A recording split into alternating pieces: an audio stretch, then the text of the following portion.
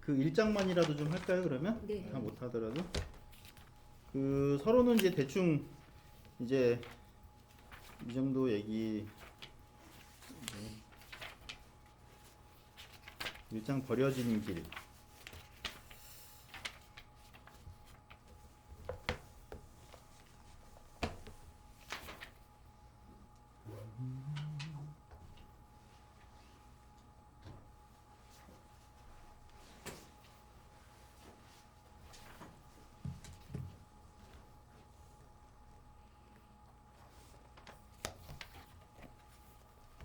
그 1장에서 뭐 하시고 싶은 얘기 혹시 있어요? 네, 좀 듣겠습니다. 여기서는 1장에서는 다른 게 아니고 그 영국에 이제 하는 얘기가 우리는 전혀 이제 잘못되고 있지 않다. 근데 다만 그 잘못은 독일의 특수한 상황에서 벌어지는 것이다라고 하지만 사실은 영국도 이미 그 1차 대전 이전의 그 자유로운 사상에서 이미 제가 얘기하는 것처럼 30년대 들어서 이미 상당히 멀어져 있다. 그래서 전체주의를 향하는 그 지적 경향도 이게 사실은 독일 사상 자체의 문제가 아니라 그 내부에서도 다 이미 갖고 있는 지적 경향들이 있고 우리도 자기가 경험한 바로는 그렇게 따라가고 있다는 얘기를 하고 있는 거고요. 이제 다음에 현대 문명의 개인주의적 기초는 사실은 개인주의 얘기를 하고 있는 거예요. 여기서는. 그래서 우리가 개인주의라는 게 사실은 그 우리가 사회주의나 전체주의에 반대하는 것은 그 거기에 반대되는 개념은 사실은 개인주의다. 우리 자유주의의 핵심은 개인주의라는 건데 이 개인주의라는 게 사실은 누구 사상사에서 어느 순간 탁 만들어낸 게 아니고 굉장히 과거 인간 사상이라는 것이 생길 때부터 그 차츰차츰 자각해 오면서 이 개인주의의 실체를 그 조금씩 발견해 오면서 그 실체가 좀 분명해지는 것이라는 거죠. 그래서 이게 그 지금은 문제가 우리가 뭐 제가 항상 얘기하는 게 관용 톨레랑스라는 게 그 우리가 자유 뭐 프리덤 리버티 이런 표현을 하지만 사실은 우리 자유주의의 핵심 사상은 관용. 내가 당신이 무엇 하든 그 사람 너의 선택이라면 이제 존중한다는 그만큼 나도 존중받아야 된다는 거 아주 기초적인 어떻게 보면 별 사상이 아니거든요. 에티켓 같은 삶의 아주 기본 자세. 우리 지금 현대인들의 삶에서 굉장히 기본적인 이건 사람이라면 당연히 해야 되는 거. 그게 사실은 그것을 발견해 오기까지 굉장히 시간이 오래 걸렸다는 거죠. 이게. 그 얘기를 이제 하는 것이고. 아까도 얘기한 것처럼 개인주의 사회 체제로의 전환은 상업의 성장과 밀접한 연관이 있었다는 것이고요. 그 외에는 이제 문제는 여기서 문제가 벌어진 게 개인주의 덕분에 상업도 같이 발달하면서 굉장히 살기가 좋아졌단 말이에요. 여기서 이제 문제가 뭐냐면은 세대가 바뀌면서 이 저희 뭐야 경제적으로 성공을 하니까 우리가 내 스스로 우리는 무엇이든 내 하면 된다는 생각, 내 운명이나 이런 것들이 내가 뭔가를 막 인류가 막 뭔가를 이뤄내거든. 우리들 운명 스스로 통제력을 우리가 스스로 자각하게 된다는 거죠. 우리가 인간의 힘이 이렇게 대단하다, 뭔가를 다 해낼 수 있다는 걸 자각하면서 그러면서 이제 우리는 점점 더 나아질 거라는 좀 이렇게 막연한 왜 이렇게 나아졌는지를 까먹고 막연히 우린 점점 더 나아질 거라는 생각이 들면서 그러면 뭔가 이렇게 야심 때문에 지금 우리는 더 빨리 더 살기가 좋아져야 되는데 이 더 빨리 살기 좋아지게 못하는 무언가가 있지 않냐 하면서 이제 그러면 우리가 제대로 힘을 집중하면 더 빨리 더 좋아질 거라는 생각에서 이제 거기서부터 이제 스스로 개인주의보다는 그 중앙 통제 계획 이런 것으로 이제 빠지게 됐다는 거죠.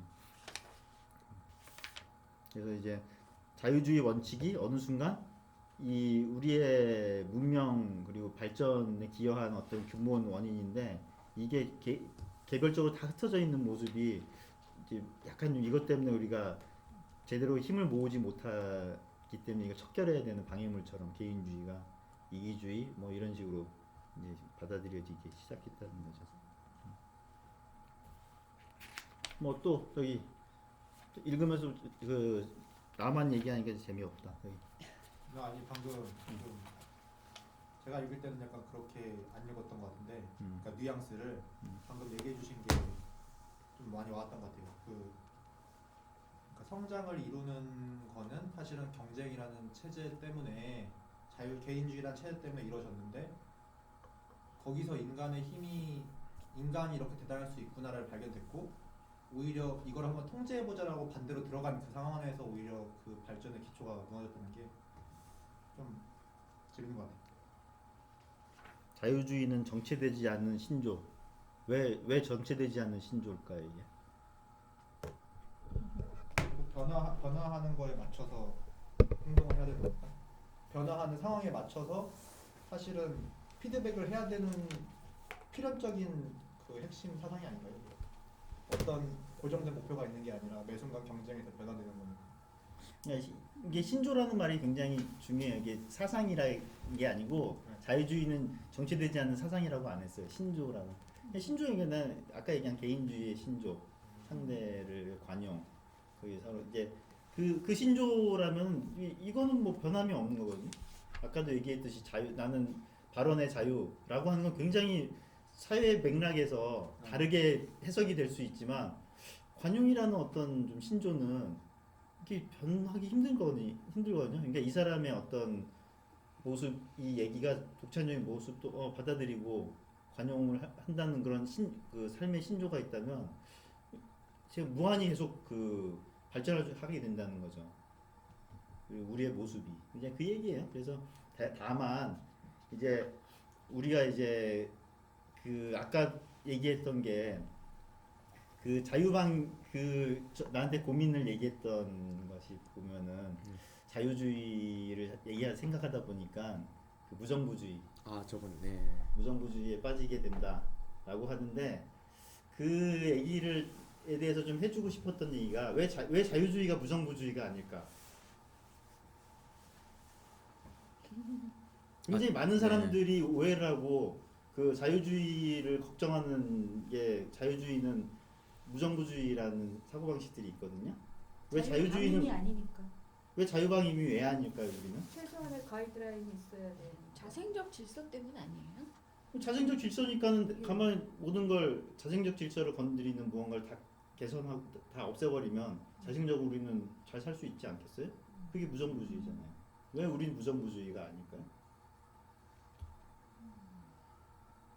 책에 나와 있는 거 대충 생각난 거는, 경쟁은 적절한 어떤 바운더리가 있어야 형성될 수 있다라고 들었던 것 같아요. 읽었던 거. 맞아요. 그 자유주의는 발견을 해온 거예요, 사실은. 그 관용이라는 건 사실은 상업적인 마인드, 굉장히 상업적인 마인드거든요. 상업의 발달을 통해서 발견을 해온 삶의 원리라, 그렇다고 하면 상업이라는 게 생각해보면 상업이라는 게 자리를 잡고 발달을 해온 것이 기본적인 상업을 추구하는 그 마음의 흐름, 우리의 그 협조, 그 물물교환의 어떤 성향은 있는데, 그게 상업이라는 단계로 넘어가는 과정이 사회마다 다 다르잖아요. 어느 나라는 어느 때 상업이 더 상업이라는 시스템이 하는 거는 사실은 그 물물교환의 재산권을 보장해주는 거, 물물교환 이런 그 시장이라고 하는 것은 사실은 인위적인 무언가가 필요한 거죠. 그래서 우리가 이런 물물교환을 자꾸 추구하는데 이거를 보장해주는 그 시스템이 갖춰지지 않으면 상업이라는 거, 그리고 또 서로가 그 상호 호혜라고 하는 것은 사실은 정부나 이런 시스템이, 이런 사회적 틀이 없으면은 무너지게 돼 있는 거예요, 이거는. 그래서 우리는 무정부주의가 아니라는 게, 자유주의가 상업의 발달을 그래서 우리가 잊으면 안 된다는 것이 그렇다는 거예요. 그래서 우리가 진실자유시장이 항상 시장이 항상 우리 자유의 얘기가 나오는 거는 시장을 통해서 우리는 발견한 그 우리 삶의 어떤 신조거든요, 이게. 관용이라는 것도 내가 관용이라고 하는 거는 이 사람이 나를 봐주면 나에게 나보다 정치적인 권력이 있어서 무언가를 뺏어갈 수 있는 사람한테 베푸는 건 관용이 아니거든요. 나의 것이 보장이 내가 갖고 있는 것이 보장되고 당연히 이제 물물 교환도 아주 동등하게 될 수 있다는 전제 조건이 있을 때 관용이라는 것도 받아들여지는 거거든요. 그러니까 그런 차원에서 우리는 무정부주의라고 하는 것은 자유주의가 구현되기에는 굉장히 힘든 것이다. 무정부주의 그래서 모든 걸 무너뜨린다고 하는 것은 사실은 좌익적인.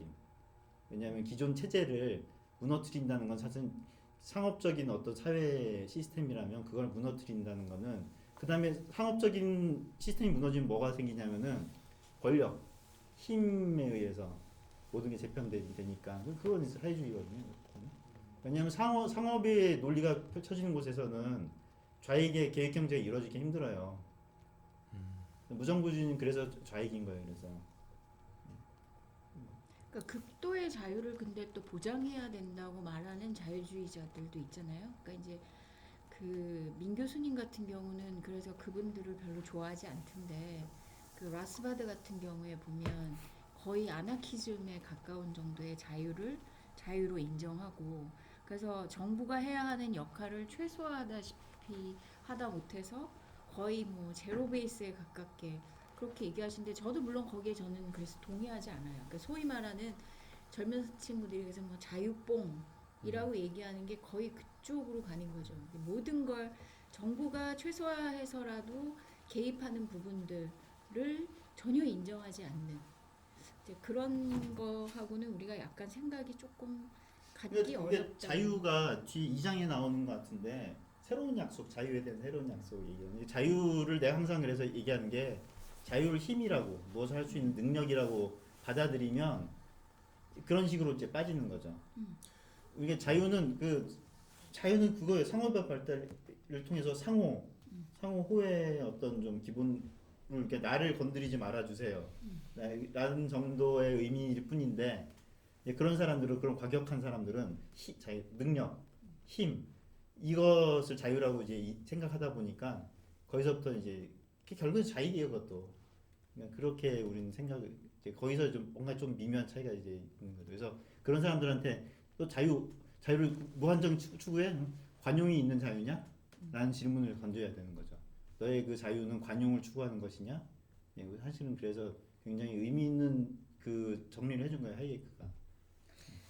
저는 사실 그거를 저번에 여쭤보게 된 계기가 원래는 저는 당연히 그런 사람이 아니었는데 이 정규재 선생님이 이진교에서 데이빗 소로의 시민 불복종 저는 시민 불복종하고 막 군대 양심적 병역 거부하고 다 좌익이다 뭐 약간 이상한 애들이다 저쪽 상대방이다라고 생각을 했는데 사실 그 책은 보수 책이라고 하시는 거예요. 예. 네가 왜 세금을 가져가고 네가 나랑 동업했냐 네가 내 노후를 왜 걱정하냐 이런 식으로 얘기하시면서 양심적 병역 거부에서도 되게 약간 의문점을 주시는 듯한 뉘앙스를 받았거든요. 그래서 시민불복종을 보고 나서 보니까 야 이거 진짜 자유주의자는 무엇인가 국가까지 어떻게 보면 우리가 얘기했던 양심적 병역 거부나 이런 것들은 다 저쪽 얘기인데 우리도 어떻게 보면 어떻게 말하면 내로남불일 수도 있지 않느냐 이거는 자유고 이거는 불자유고 그 원칙은 누가 정할 거고 그런 것까지 한번 의문점이 생겨서 그래서 그 경쟁 네. 선택이 존재하지 않는 저기는 일단 거부감을 갖는 게 맞아요. 그러니까 자유주의가 어떻게 보면은 굉장히 불편한 거예요. 똑같은 그 뭐 세금 문제라든가 이런 것도 되게 어떻게 해석하느냐에 따라서 아주 미묘하게 쟤네들이 보기에는 야, 너는 어떤 거는 찬성하면서 어떤 건 또 반대하는 이런 굉장히 미묘한 부분들인데 그래서 자유주의는 우리는 납세 거부야 라고 딱 정해줄 수가 없는 게 왜냐하면 그 납세 문제도 굉장히 그 비용 우리가 갖고 있는 어떤 부담의 비용이라든가 내가 그 어느 정도 이 정도 우리 사회의 어떤 경제적인 상황에서는 어느 정도까지가 나의 그 저기를 져야 하느냐 굉장히 미묘한 그런 그 디테일들에 의해서 결정되는 부분도 있다고 봐요 나는. 그래서 자유주의는 무조건 작은 정부를 지향해야 돼라고 사실은 생각해 보면은 작은 정부 큰 정부의 기준이 뭐야? 없어요. 그 얼마 정도 크기냐 그리고 또 옛날에 정부가 아무리 작다고 해도 힘이 존나게 센 정부들도 있거든. 그러니까 그런 기준에서 우리는 다만 잊지 말아야 될 게 경쟁, 선택. 내가 여기에서 이거를 선택할 수 있냐 없느냐의 문제로 가는 건데 그래서 이거 조금 좀 많이 나간 건데 자유주의자가 자치를 굉장히 중요하게 생각을 하는 거예요. 그래서 자치. 내가 그래서 지방자치, 정말 퉁따지 같은 지방자치 얘기를 하는데 내가 이게 필요해. 우리 공동체를 위해서 무언가가 필요해. 그래서 했는데 내 동의해. 난 그거에 동의해. 라고 하면 내가 그걸 선택하는 거란 말이에요. 근데 그게 범위가 넓어지면 넓어질수록 그 동의의 수준이 만장일치의 동의의 수준이 안 되는 거예요.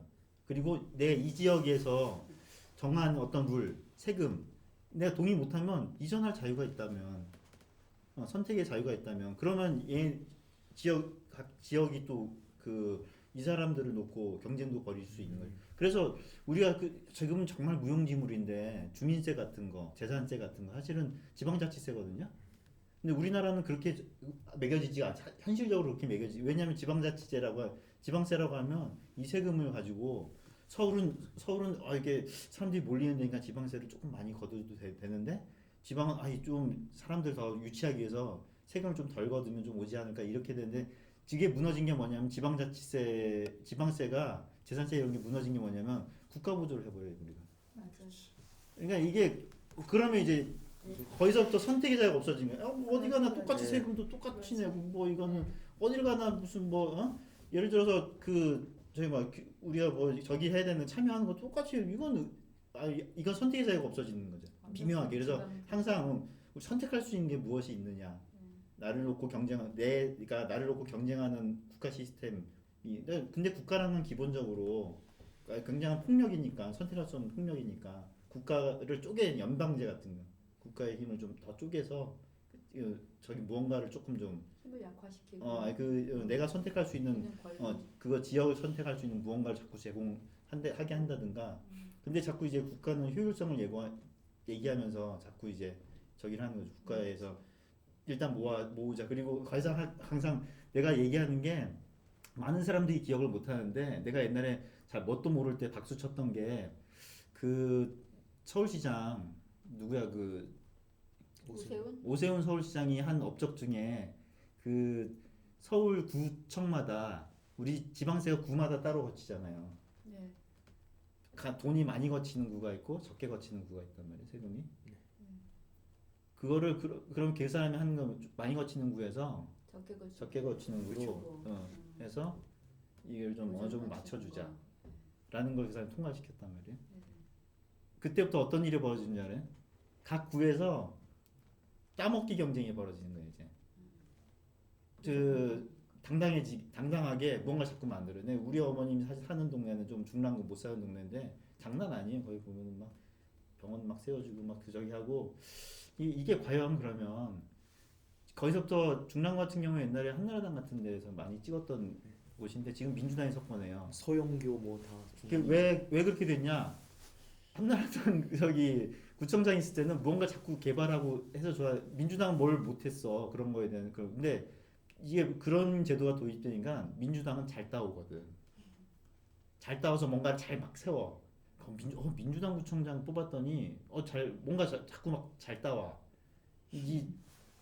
중요한 게 돈이라는 게 내가 낸 돈으로 내가 굴러가는 곳이 아닌 것이 되면 따먹기 경쟁으로 빠지게 된다는 거예요. 그래서 자유주의는 항상 정부 시스템도 어떻게든 뒤에 이제 보면 나와요. 그건 어쩔 수 없이 현실적으로 우리가 안보 문제 같은 거 이런 것들은 선택할 수 없는 부분들이 있지만 그럼에도 불구하고 무언가 공공 서비스도 선택의 여지를 자꾸 남겨야 된다. 그래서 그것도 마찬가지예요. 그래서 거부하는 거 병역 거부 문제나 이런 것도 당연한 듯이 우리가 이제 병역 문제를 하는데 이거는 당연하지 않다는 거를 분명히 의사를 밝힌다는 차원에서는 난 그건 굉장히 의미 있다고 보고 뭔가 병역이라는 거를 조금 뭔가 선택을 할 수 있는 무언가 자꾸 여지를 만들어야 되는. 그래서 미국 같은 경우에는 보면은 용병 회사를 항상 같이 또 운영을 하기도 해요. 왜냐하면 용병 회사가 있으면은 좋은 점이 그 사람들을 뭐 그 위험한 곳에 보내서 좋다는 게 아니고 용병회사가 존재하면 뭐 어떻게 되냐면은 군대 유지비를 알 수가 있게 되는 거예요 이제. 용병회사가 얼마의 비용을 한다 그러면 이 사람들이 나는 그 돈에 경쟁 입찰을 해서 그 돈에 날 그러면 대충 이 정도 비용이 국방 이 부대 유지비가 될 수 있고 이렇게 돈을 줬더니 어떤 아웃풋이 나온다 이게 그래서 그런 것들이 그런 선택에 무언가가 존재한다는 게 그런 장점이 있다는 거죠. 뭔가 보조를 할 수 보조적으로 항상 그 경쟁과 선택이 존재가 뭔가를 우리가 우리 스스로 알아간 대화의 과정이라는 걸 잊지 말아야 된다는 거지. 그래서 그 여지를 어떻게든 끼워넣으려고 노력을 해야 된다는 건데 그 굉장한 창조적인 아이디어가 필요해요. 우리 그 교육 바우처 같은 제도라든가 그것도 마찬가지로 봐요. 그래서 오히려 사람들이 잘 오해하는 것 중에 하나가 정규제 주필이 우리가 무슨 그 지원병 제도 얘기를 하는데 지원병 제도가 사실 좌파가 얘기하는 지원병 제도는 그 의무가 아니고 이제 병력을 좀 줄이고 이렇게 뭔가를 이렇게 떡밥을 이렇게 너희들이 이제 의무에서 해방돼라는 걸 던져주기 위한 그 지원병 제도일 수 있지만 지원병 제도의 장점은 뭐냐면은 비용 아까도 얘기한 것처럼 어느 정도 비용이면 이 사람들이 올 것이냐를 할 수 있다는 거거든요. 근데 지원병만으로 구성되는 게 과연 오를 것이냐는 나는 개인적으로는 그렇게 생각하진 않아요. 이게 지원병도 있고 의무를 일단은 의무병 처음부터 없애면 좋지 않다고 나는 보거든요.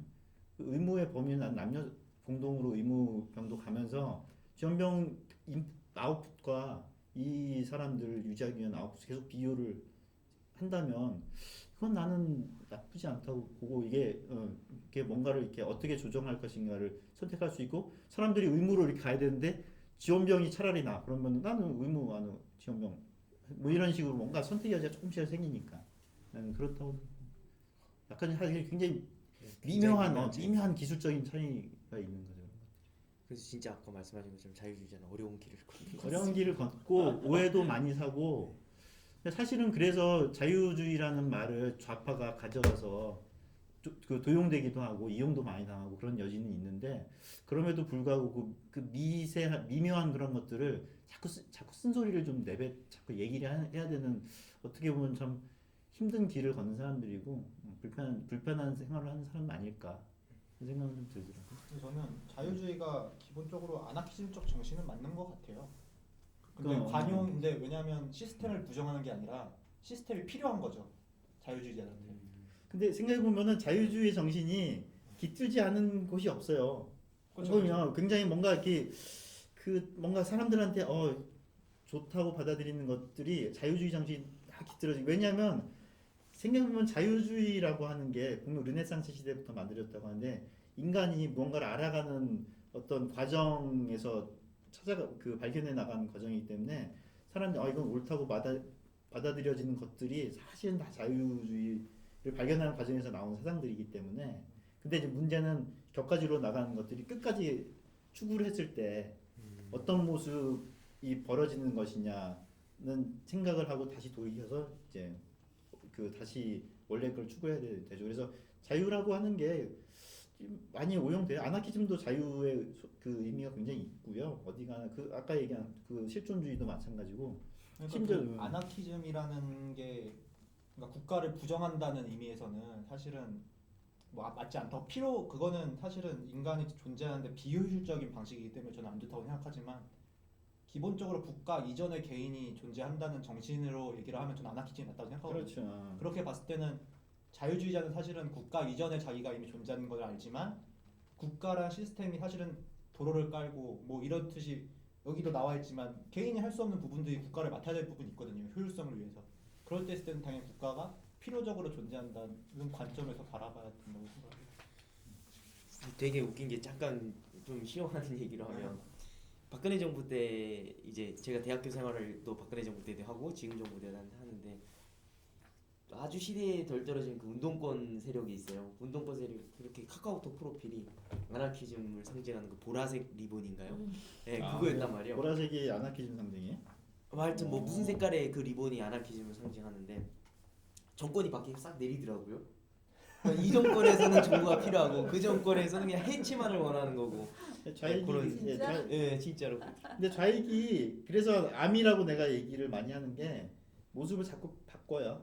정말 자기의 탐욕을 그렇게 가리는 경향들이 좀 있어요. 개인적으로 이런 뭐 사회 시스템 떠나서 네. 개인적으로 모르겠어요. 저의 경험에 비추어 보면 20대, 30대, 40대까지는 자유주의자가 되기가 너무 어려운 것 같아요.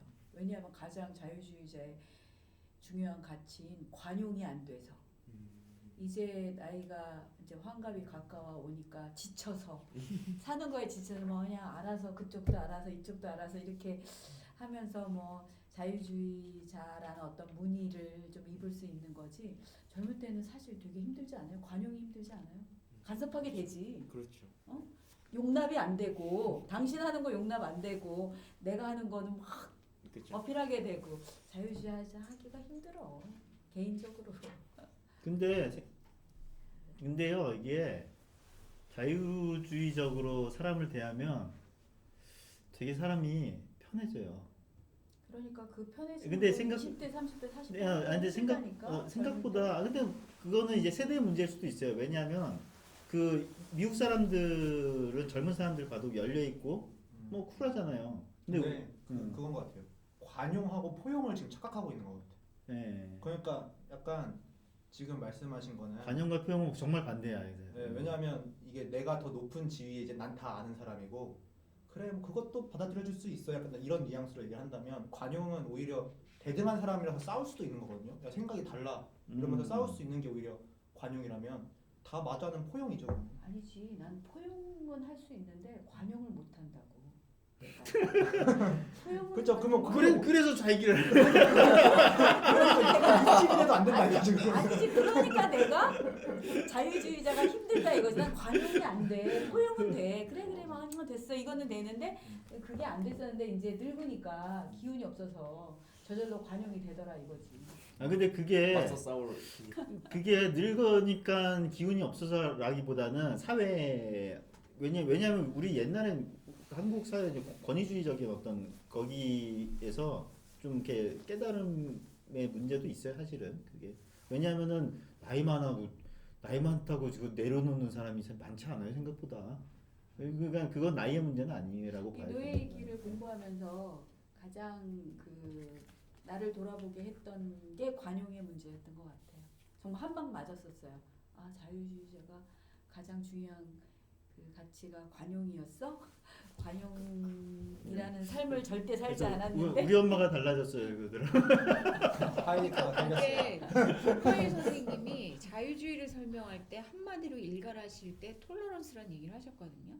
근데 물론 복 선생님은 뭐 이 하이에크가 아니라 뭐 오르데카 이 가세트인가 뭐 그 사람 얘기를 하면서 톨러런스를 얘기를 하셨고 자유주의자의 가장 큰 미덕이자 강점이 관용이다 뭐 이런 말씀을 하셨던 네. 것 같아요. 근데 저는 이제 20대에도 보면 30대에도 보면 그게 되는 거는 그런 식으로 길러지고 또 그런 경험을 많이 하고 자란 세대는 관용에 대해서도 굉장히 쿨하게 자기 걸 금방 포기하고 개방적으로 열려서 수정도 하고 이게 교체도 되고 되는데 내 거를 굉장히 막 이렇게 지키려고 사수하려고 애를 쓴 세대라서 그래서 안 된 게 아닐까 저는 그런 생각도 들어요. 그러니까 이게 세대 문제일 수도 있겠다. 지금 20대는요 굉장히 그 뭐 관용이라고 표현해야 될지 모르지만 소위 말해서 쿨레가 진동하는 거예요. 그래 알았어 뭐 이러면서 바로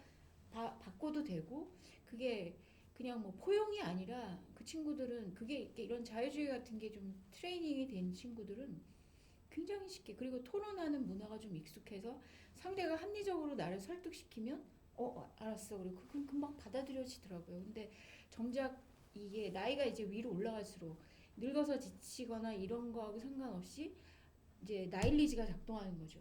네가 감히 뭐 권위에 대한 도전이야 뭐 이런 식으로 받아들이고 그래서 이게 자유주의를 학습하거나 경험하거나 합리적인 사고를 훈련한 사람들은 20대에도 쉽게 관용이 받아들여지고 그게 훈련이 덜 된 이제 제 세대 같은 경우는 이게 의식적으로 이걸 포용을 해야 된다 혹은 뭐 관용을 해야 된다. 제 경우에는 이게 두 개가 거의 같이 이 나이가 되니까 두 개가 같이 지금 뭐 같이 작동하는 것 같은데 그런 생각이 들더라고요. 근데 제 주변에도 보면 젊은 친구들인데도 20대인데도 그게 잘 되는 애들이 있고요. 30대도. 그냥 의식적인 학습으로도 길러지는 거라고 봐요 저는. 다행히 그리고 많다. 나는 그래서 굉장히 문화를 그 향유하는 게 굉장히 중요하다고 보거든요. 왜냐하면 그 모든 문화에는 그 좀 자유주의가 담겨 있는 경우가 굉장히 많아요. 우리가 지금 즐기는 그 먼저 앞서서 가는 그런 어떤 사회 문화. 그래서 뭐 미국의 어떤 영화나 뭐 드라마 뭐 그리고 또 뭐 만화 영화 심지어는 그런 거에 담겨 있는 보면은 삶의 어떤 그런 원칙들 같은 것들이 담겨 있거든요. 그래서 그 사회주의 국가가 자본주의 국가의 그 드라마 영화를 굉장히 그 못 보게 하는 이유 중에 하나가 잘 사는 모습을 봐서가 아니라 그 삶의 방식 같은 것에 스며 있고 담겨 있거든요. 그래서 나는 나이 많은 사람들이 젊은 사람들의 문화를 같이 즐기고 하는 것도 굉장히 중요한 학습이라고 하고 그래서 뭔가 우리가 뭉쳐서 막 이런 것도 중요하지만 저는 항상 많이 좀 즐기라고 유튜브도 보고 많이 즐기고 그게 사실은 자유주의적인 어떤 관용의 어떤 그게 왜냐하면 관용이란 거는 정말 삶의 모습이거든요. 구체적으로 내가 이랬을 때 받아들이고 이런 그 모습이기 때문에 이거는 그런 모습은 뭐 모방을 통해서도 학습을 하는 것이고 그래서 저는 그런 정도의 생각을 갖고 있어요. 지금 자유주의 관용 얘기하셨는데 그러니까 이게 모두 보편적으로 똑같은 생각이잖아요. 비슷한 생각인데 이게 이제 정치적으로 해석을 하면 다 이게 다르게 들어가잖아요. 그러니까 항상 저는 보면은 자유주의, 그러니까 우파가 어떻게 보면 전체 정치적이거나 뭐 어떤 행동을 할 때 보면은 관용으로 많이 가는데 좌파는 관용을 얘기를 평상시에 하다가 정권이 바뀌어 자기가 뭘 잡으면은 우파를 때려잡거나 남들을 죽이기 위해서는 자기는 관용을 안 베풀거든요. 그러니까 이게 그러니까 이게 걔네들은 보면은 이 우리 기본은 관용인데 자유주의 자기들도 다 자유주의 얘기하잖아요. 관용으로 돼 있는데 이게 정권을 내가 잡으면서 바뀌는 거는 자기들은 그러니까 정권이 뒤바뀌면은 자기들은 관용을 베푸지 않고 자기들은 탄압한다고 얘기하지만 자기들이 결국에는 정치가 또 바뀌면서 좌파가 정권을 잡게 되면은 자기는 관용이 없거든요. 그걸 관용이 없는 거를 다른 걸로 바꿔서 말하는 게 적폐청산을 한다고 해가지고 그걸 또 다른 걸로 이제 또 막 프레임 씌워서 가는 게 그러니까 이거는 기본은 자유주의의 그 관용은 다 맞는데 결국엔 이게 정치적으로도 이제 바뀌게 되면은 그게 굉장히 이제 모순적으로 가는 거죠. 그래서 근데 그게 어디까지 관용할 거냐의 문제인데. 그렇죠. 그런 것들이 근데 굉장히 그 개인주의적인 세대 저는 놀라운 현상들 보면 우리 때는 20대, 10대들이 굉장히 개인주의적인 모습이라 얘네들이 뭐 생각이 있었냐 자기 것만 이렇지만 심지어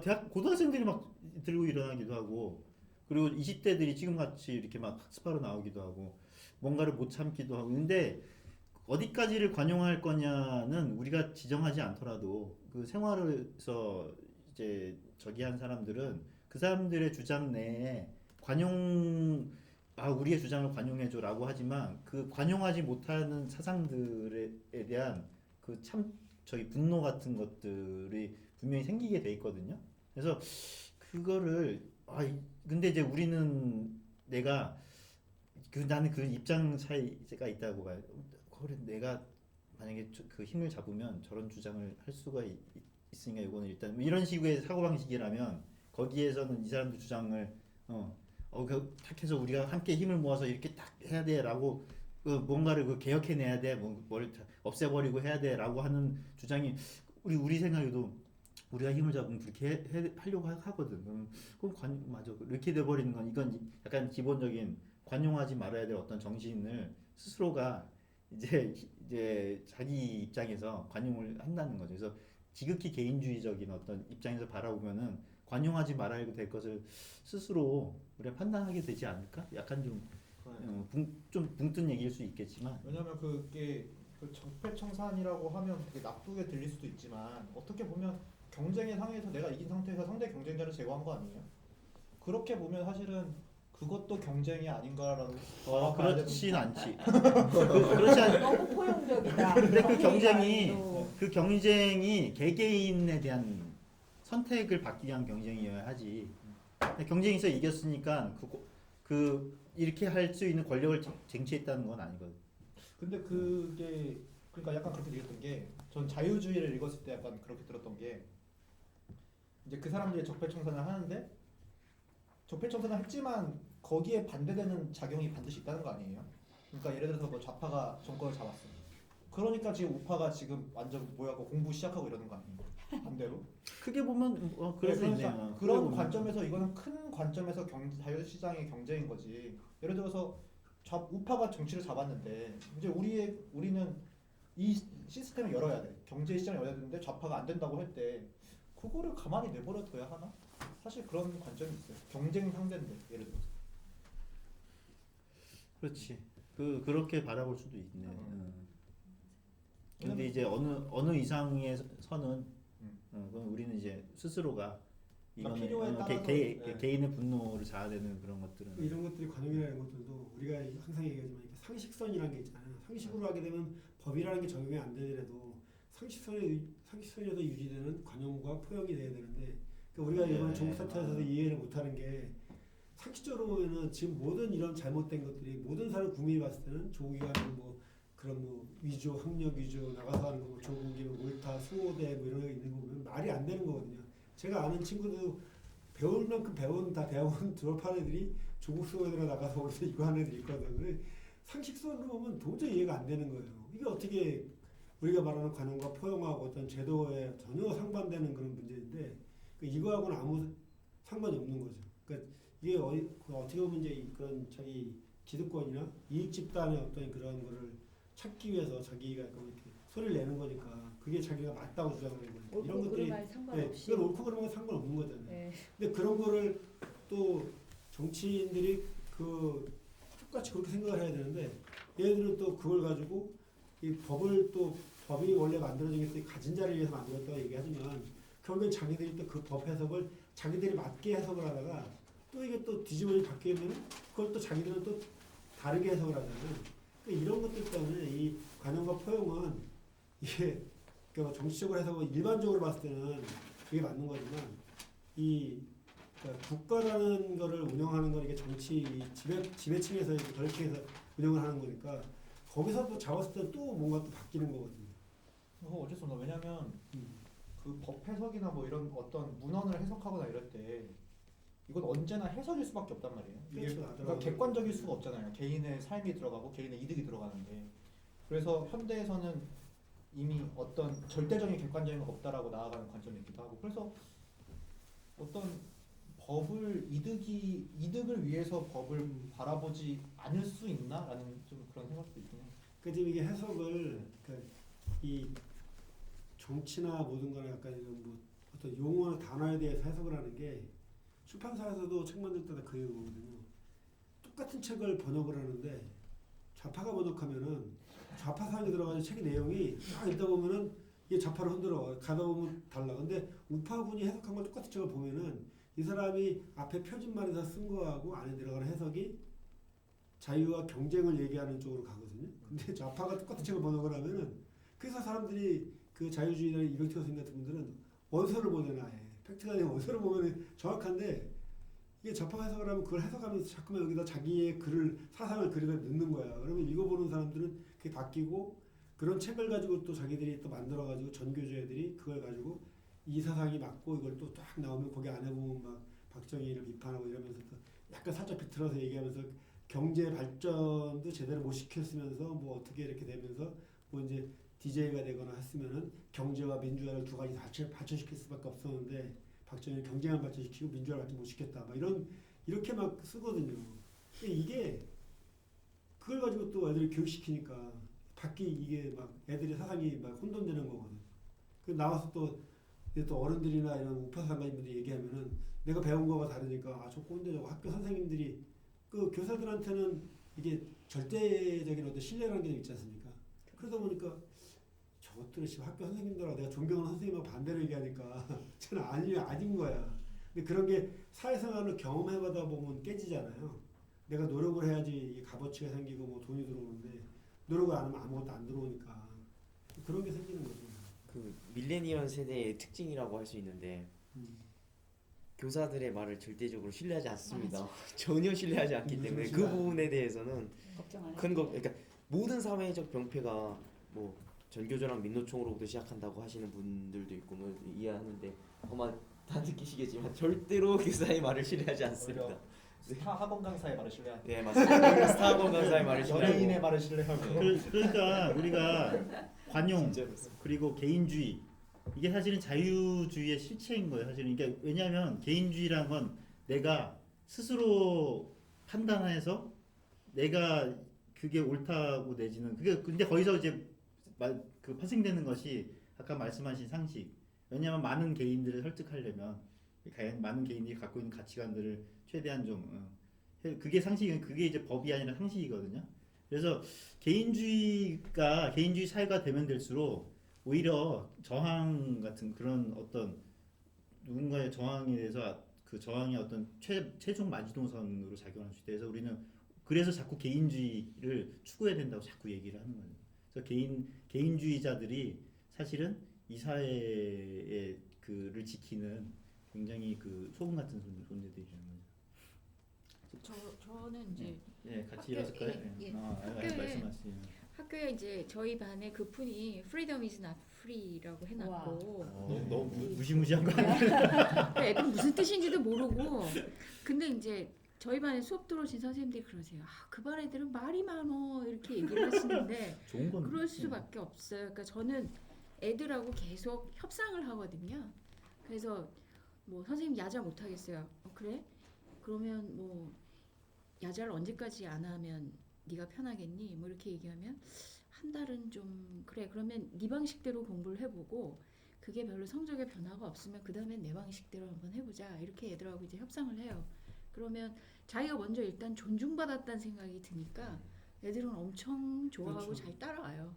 그리고 뭐 지각생이 좀 있으면 야 네가 늦게 왔으니까 늦게 가야지 그게 공평한 거 아니야? 그럼 너 1시간 늦게 왔으니까 오늘 1시간 더 공부하고 가. 뭐 이렇게 얘기하면 애들이 굉장히 싫은데 뭔가 자기가 책임을 져야 될 것 같은 거예요. 그래서 그렇게 하고 그래서 뭐 지각생이 그래도 줄지 않으니까 반장이 선생님 저희들끼리 한번 회의를 해서 방법을 찾아볼게요. 그래서 그래 그럼 난 지금부터 시간을 비워줄 테니까 너희들이 해. 뭐 이렇게 하고 자기들이 뭐 벌금을 걷겠다 뭐 한다 뭐 그 나름대로 거기서 막 방법을 찾아가더라고요. 그래서 그럼 알아서 한번 해봐. 그러니까 저는 계속 저는 제가 한 20여 년 전에 미국 애들은 뭐 그런 얘기를 하더라고요. 뭐 샐러드가 굉장히 먹기 싫은데 엄마하고 협상을 한대요.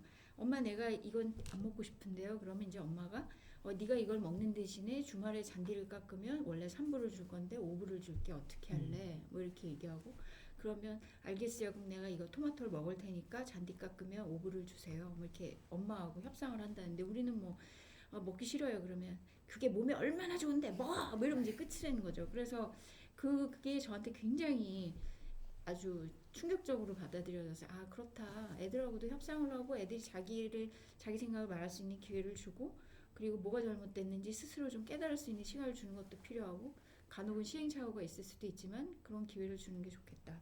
근데 저희 반은 좀 말이 많아요. 시끄럽고. 그리고 여기서 저는 자유주의자로서 굉장히 조그만 미세한 그 디테일을 더 지적하고 싶은 게 협상 과정에서 내 입장을 얘기해야 돼요. 부모가 너 저기 그 용돈을 저희 할 때 너 이거를 하려면 내가 용돈을 돈 더 주는 이유는 내가 그만큼 하던 일이 줄어들어서 도움을 받으니까 그래서 나는 이제 아주 미세한 그거지만 나의 입장이 이렇기 때문에 이 사람 주고받는 게 있다는 설득의 과정 그 과정도 첨부를 해줘야 근데 이제 그렇지 않으면 애들이 어떤 협상이 아주 수준 낮은 애들은 어떻게 하냐면은 이제 협상을 받기 위한 무언가 악조건을 만들고 민주노총처럼 악조건을 만들고 막 이래버리고 이제 땡깡 그러니까 이제 거기서 아주 미세한 차이가 있는 거예요. 이게 나의 입장을 항상 얘기해주고 그런 이제 공짜가 아니라는 생각.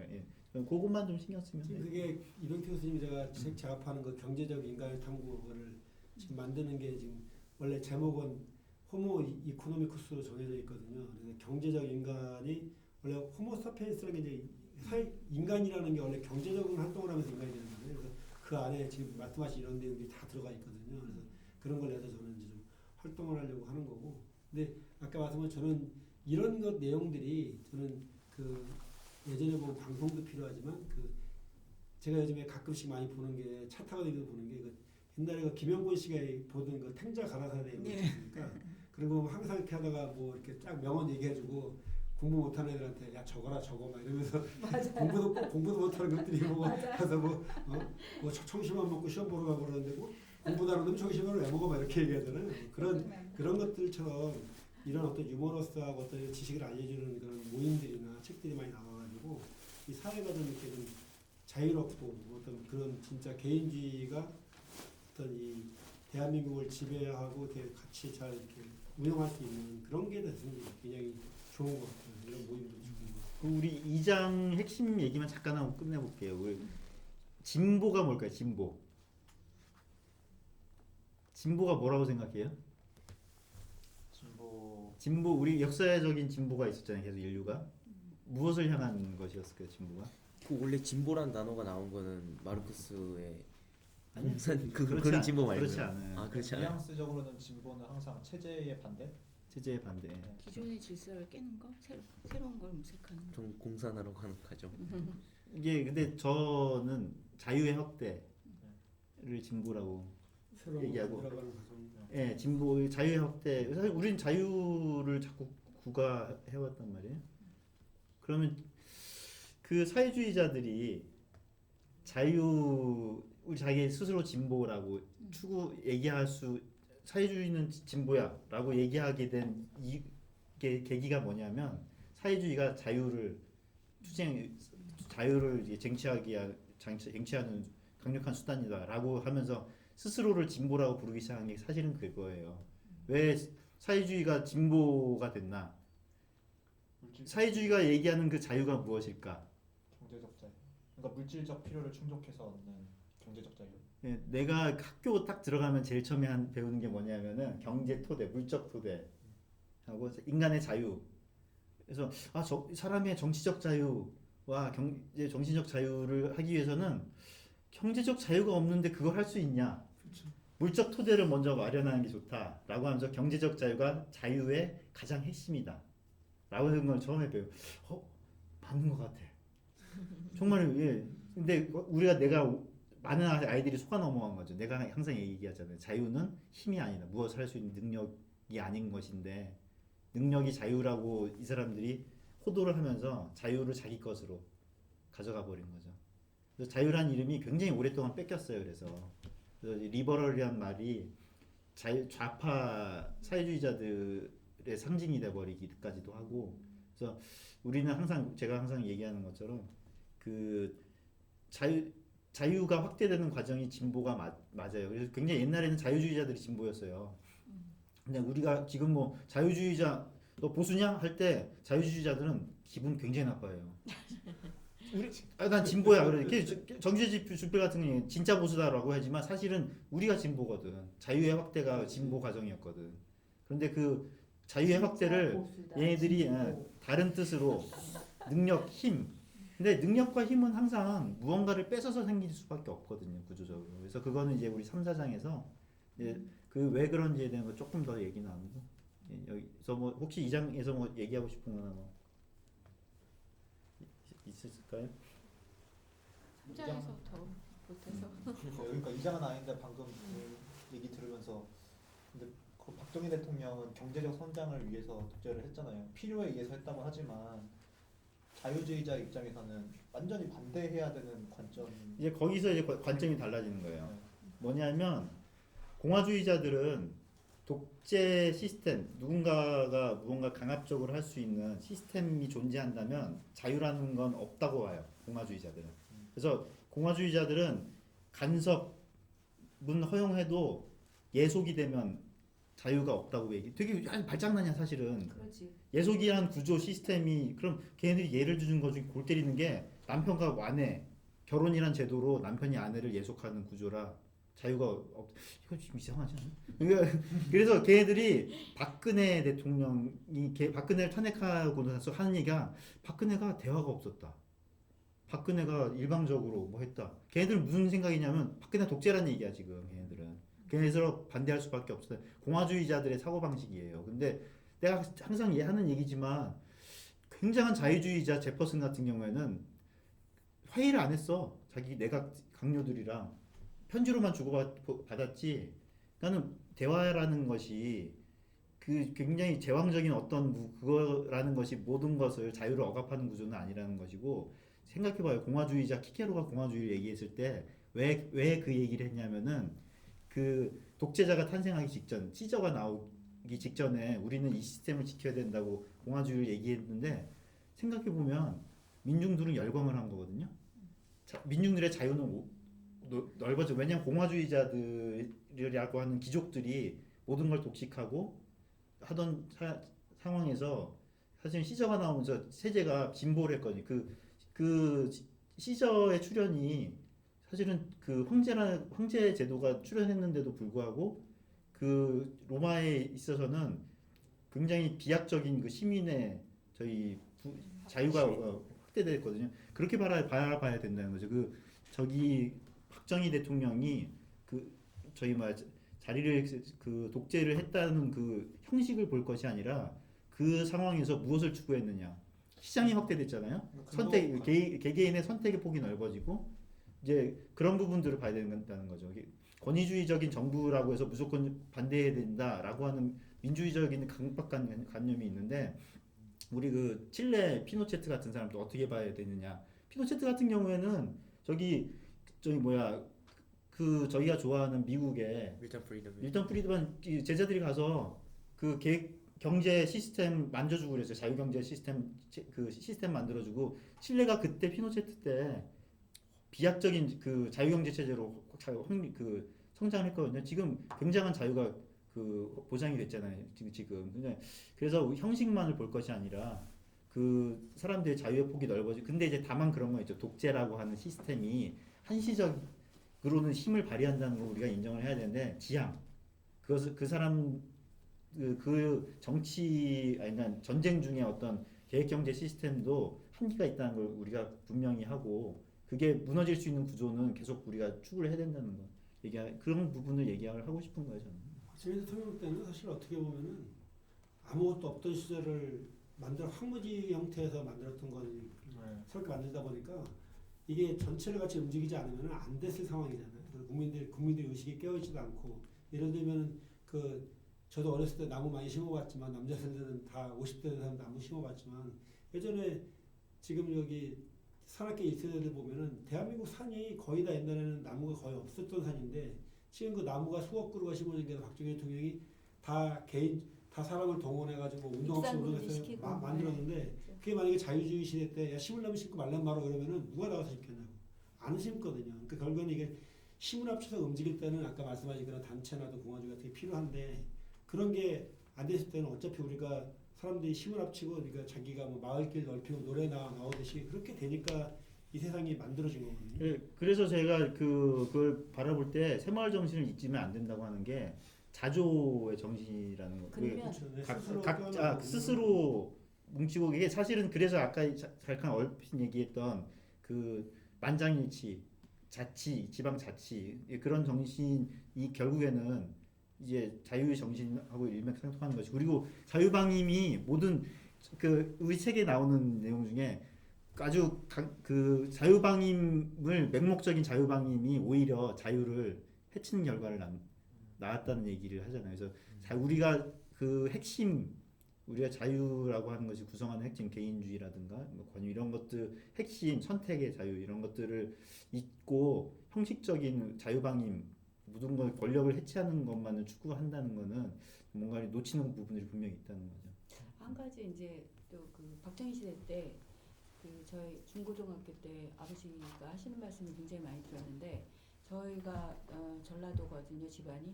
그런데 굉장히 김대중파가 많았어요. 근데 저희 아버지는 박정희 대통령을 굉장히 옹호하고 많은 이렇게 강연하러 많이 다니셨었는데, 그 첫 번째가 뭐였냐면, 이제 예전에는 이렇게 사람들 많이 모아서 집에 와서 이렇게 모임 같은 걸 많이 하잖아요. 저희 집에 와서 모임들을 많이 하셔가지고 제가 아주 선명하게 기억하고 있는데, 아버지께서도 많이 말씀하셨고, 독재라고 말하는 사람들은 전부 다 정치판에서 뭔가 지가 한 자리 하려고 하는 놈들만 독재를 떠든다. 왜 박정희가 독재가 아니냐, 우리 아버지가 하셨던 말씀. 왜 박정희가 독재가 아니냐. 먹고 살 거를 많이 뭔가 선택의 기회를 많이 주는데, 그러니까 시장을 오픈해 준 거예요. 이것도 해야 되고, 저희 아버지께서는 사업을 굉장히 여러 종류를 하셨었거든요. 그러니까 뭔가 일을 할 수 있는 기회를 자꾸 제공을 해주는 거예요. 나가서 보니까. 그리고 주변에 이제 다 같이 사업하시는 분들이니까 박정희 대통령이 하시는 일이 전부 다 옳은 거예요. 직접 움직이다 보니까. 그러니까 이쪽은 전부 다 그런 거고, 삼촌들이나 공부하고 머리로 막 이러는 사람들은 맨날 독재한다고 뭐라고 하고, 그래서 아버지께서 하시는 말씀이 지금 독재라고 우리가 저도 뭐 고등학교 때까지 박정희 밑에서 살았지만 한 번도 뭐 독재 그런 거 못 느끼고 살았거든요. 물론 학생이니까 그럴 수도 있지만, 근데 주변에 많으신 분도 내가 지금 이 사회에서 뭔가 뭐 독재로 스트레스를 받고 뭐 한다 그런 거 느낌 거의, 물론 깨어있지 않아서 그랬는지 뭐 시민의식이 없고 생각이 없어서 그런지 모르지만 사는데 뭐 아무런 지장 없고 문제 없어서 그런 거 몰랐는데, 사업하시는 사람들은 그래서 굉장히 박정희 대통령을 선호했고요. 정말 일하고 하는 사람들, 머리로서 공부하는 사람들 있잖아요. 입만 떠들고 지식하고 아니면은 뭐 저기 뭐지 그 정치하려고 뭔가 한 자리 반대편에서 싸우려고 하는 그런 사람들이 독재에 운운했지, 사실은 뭐 그다지 그런 거 못 느끼고 살았어요. 원래 정말. 70년대 중반 후반까지는 박정희 대통령 지지율이 오히려 더 전원 자유로웠었어요. 굉장히. 70% 80% 이상이었어요. 근데 그렇죠. 이제 오히려 박정희 대통령 사회가 사망하고 난 변했지. 다음에 여기 서구하고 난 다음에 그때부터 자꾸 그렇죠. 이제 뭐 5.18 일어난 다음부터 자꾸만 이게 되면서 이게 완전히 돌아선 거지. 예전에는 박정희 대통령 항상 가면 거기 서안평에 가가지고 막걸리 먹고 그 사람들하고 자유를 경제개발 부르면서 경제개발 5개년 계획을 보면은 굉장히 균형 있게 돼 있거든요. 광주도 그러니까 지역에 맞게 그 토양검사 다 해가지고 다 했는데 사람들은 그런 걸 전혀 생각을 안 해. 행복한 자유의 전제 조건이 뭔 줄 알아요? 뭔가요? 희망. 뭔가 희망이 있었을 때 사람들은 더 자유를 느끼게 되거든요. 국가하고. 그런데 70년대 때 뭔가 막 계획 세우면서 희망을 뭔가 할 수 주셨잖아요. 있고 희망을 주고 더 발전되는데 오픈됐어요. 보이고. 네, 보이고. 느낌이 있죠. 자유로웠어요. 그래서 아까 자유롭게 말씀하신 살았어요. 상식이라는 게 굉장히 중요한, 그 당시 상황에서의 상식, 난 완전 이해한 것 같아. 상식이라는 게 정말 그랬어. 할아버지. 역사의 근거에서 뭔가를 판단을 해야 되는 것인데, 지금 이제 그래서 나는 그 공화주의자들이 어떤 형식적인 어떤 좀 시각이 독재라고 평가를 실제로 보면은 박근혜 저기 탄핵한 사람들, 공화주의자들은 그 박정희 독재 전두환 그 정권에 대해 굉장히 타협하지 않는 그런 것들을 가진 사람들이 많아요. 그 운동권들 출신 그런 것들과 싸우는. 그래서 그런 부분에서의 좀 바라볼 그 사람들의 지향을 아직까지도 사과하지 않고 양보하지 않는 어떤 정치적 근본적인 지향이 있다는 걸. 독재라는 관점을 다시 예, 한번 지금의 생각해봐요, 혜택을 진짜. 가장 잘 누리는 사람들이 박정희 혜택을